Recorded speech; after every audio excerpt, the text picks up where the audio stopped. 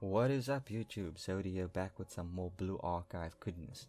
So today I figured I'd do a spotlight guide for 1-star characters, just because everybody's so focused on 3-star characters you might end up neglecting some of the more popular 1-star characters. So the first character I have available here is Kotama, and she is a 1-star support specialist, right? So this is an important 1-star you might want to invest to. I have her currently at 3 stars, and what she'll do is she'll increase all allies attack by say 25% for 30 seconds with a cheap 3 cost skill, right? And that is all. Everybody in that AoE area gets an increased attack up all, right? She is primarily used in raids, as that's where you want to increase the most DPS output. And the second skill, as far as her first egg skill you would want to upgrade, is her sub skill, which has a passive increase to all allies attack, right? At level 1 it's 9.1. The others aren't that important, such as an accuracy and her normal attack, which she'll just shoot out an attack every 20 seconds. So as you can see in the sub order, we have like the first thing to upgrade is the sub skill, then the normal skill, then the passive skill. That's all when you have the skill materials to upgrade those. Keep in mind, as I mentioned in my tips and tricks guide or my beginner's guide, that when you upgrade these skills, the biggest jump is from skill level 3 to skill level 4. The reason why I don't have the skill up priority for the EX skill is because you need a extra mat in order to upgrade that, and not only that, the EX skill takes Blu-ray discs. So whenever you have those mats available, automatically upgrade them as you see fit. Also keep in mind that all these are shared between schools of the characters of the same school, so you might want to prioritize which character in that school you're willing to upgrade. But as far as Kotama is concerned, she's a very good investment all the way up till 3 stars. Moving on, we have Serena, probably the best healer in the game so far. She's also 1-star, which makes it perfect. The problem with her is that there is no hard stage in which to grind her shards, so you'll be spending most of your ELIF currency in order to upgrade her. She's perfectly fine at 2 stars, but the more you can upgrade her as far as stars is concerned, the more buffs she gets to her healing stat, and all her heals is based off that healing stat. So at 1 star, so at 1 skill level for her X skill, she upgrades the healing by 120%, and then a normal skill, for every 30 seconds she upgrades that healing by 94%. And I currently have her on 2 stars I think, and she's been doing some excellent work, right? So for her order, you would want to upgrade a passive skill, as that increases the healing power percentage, right? So the more you upgrade that skill, the more healing she does. And then you want to upgrade that normal skill. I think I have a normal skill upgraded to level 3 at the moment, and she heals almost as much as her EX skill. And that normal skill is a free heal, no mana or skill points required to cast that healing. And then the sub skill, that's just basically a debuff resistance, so crowd control and stuff like that. It's just a nice to have, not a must have. And she also has an EX skill on 2 cost, so it's a really nice unit to have in your DPS rotation in order to get that next DPS card to come out quickly. You can have a nice 2 cost heal popped on whoever needs it at the moment, or you could just waste it just to rotate quicker out of your current rotation. Coming away from support specialists or specialists in general, we have Pina, and she is a yellow striker.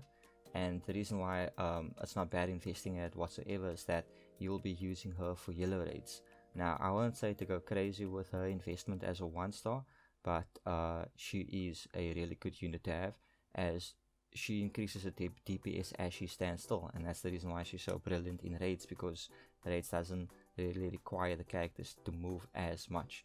Right, so diving straight into the skill level priority, you will upgrade her passive skill, as that upgrades her crit rate percentages for each level you invest in that. And then you'll upgrade her sub skill, which states that if she doesn't move for 10 seconds, she will increase her attack speed by 20% at skill level 1. So every time you increase that, she will attack faster when she stands still for 10 seconds and longer. And then lastly, you will upgrade her normal skill, which she will recover she will recover a large amount of HP once per fight when she drops below 20% health. Now she does have a really high cost as far as the EX skill is concerned, and it simply allows her to ignore the reloading aspect of it. So it says reloads immediately and increases her attack power by 29% for 30 seconds, and the next 3 attacks have no delay between them. So the EX skills is not something so greatly to invest in, but as far as the rest of the kit, it is quite useful. But again, a very niche character, and one I should have probably put under honorable mentions, but there aren't that many great 1-star DPS in the striker section. So I feel that for raids she does perfectly well with what she's meant to do. Moving further on to honorable mentions, right, we have Chinatsu. Another supports the healing specialist, but as I said, honorable mention as she doesn't perform as well as the previous mentioned characters. She is quite similar to Serena as she has a single target AoE healing, right? So she has a full cost, and at level 3 of her EX skill she can remove debuffs as well. But the problem being is that her cost for healing is so high that she's definitely more of a honorable mention if you are using her as a support healer, right? So if you have Serena in one team, and you might want to consider sticking Chinatsu in another team, as she doesn't perform that poorly. She does what she needs to do.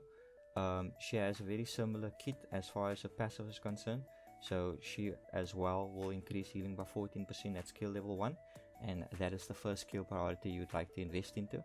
And then her normal skill increases the evasion of a character up to every 40 seconds, increases the evasion of an ally with the lowest HP by about 50%, right? So that is great, especially on a tank such as Tsubaki that already has a lot of evasion, right?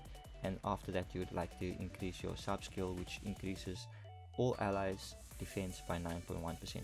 But as I mentioned before, she's not as great as the first healer Serena that I mentioned, but she does work, especially when you are fitting more units to do your campaign stages. So you would need like more dedicated heals, so she works fairly great in that regard. She's just not as easy to fit into a DPS rotation, seeing as her EX skill has a 4 cost. And last but not least, we have Asuna. Now, the reason why she makes honorable mentions as a 1-star is that she is the only 1-star mystic striker, blue striker, right? So her EX skill is nothing that fancy, right? She dashes forward and gains a 43% evasion, as well as increasing her attack speed, right? So when the blue raid or mystic raid does appear, she will be quite a character to consider, as she does have farmable shards in hard mode, which will allow you to increase her star level, right? So if you go through a skill set, I'm not going through the priority order first, just going through the skill set, and I'll tell you which order to upgrade after that, right? So normal skill, for every 20 seconds she deals 212 attack to an enemy, attack to an enemy. Passive is increasing her crit chance by 14%, and a sub skill, when using her EX skill, she gains an extra 20% attack speed for 30 seconds, right? So she works similar to the red striker Seriki, if I'm not mistaken, if that's how you pronounce her name.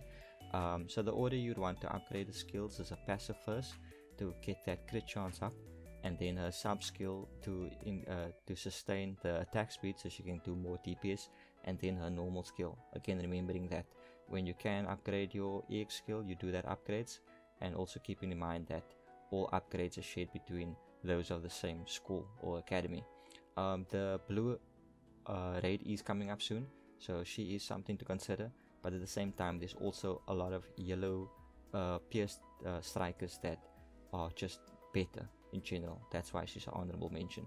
So you might consider bringing a yellow striker into a raid more than her as the 1-star blue striker. So that's something to consider. If you have any suggestions on 1-star characters that I might have overlooked that is also worth putting in the spotlight, then you can drop down a comment below, and if there's anything I left out or got incorrect as well, you can let me know furthermore. If you enjoyed this video, I'll make more guides on 2-star and 3-star spotlight characters, and don't forget to like and subscribe to see what comes next. Till next time, see you guys, bye.